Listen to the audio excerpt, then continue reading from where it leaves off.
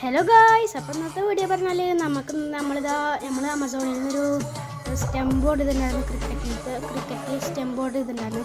അപ്പോൾ ആ സ്റ്റെമ്പിൻ്റെ അൺബോക്സിംഗ് ആണ് നമ്മൾ എടുക്കാൻ വേണ്ടത്. അപ്പോൾ ഗൈസ് ഞാൻ അൺബോക്സ് ചെയ്തിട്ട് കാണിച്ചു തരാം.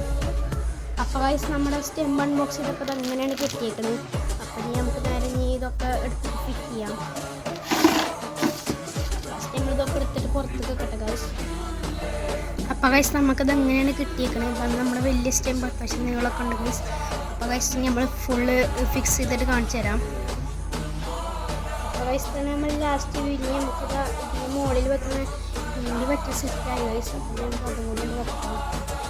ഗൈസ് നമ്മളത് വെക്കാൻ കിട്ടിയാണ് അത്യാവശ്യം ഹൈറ്റ് കൊണ്ട് ഈ മേശം വെച്ച് വരുന്നു.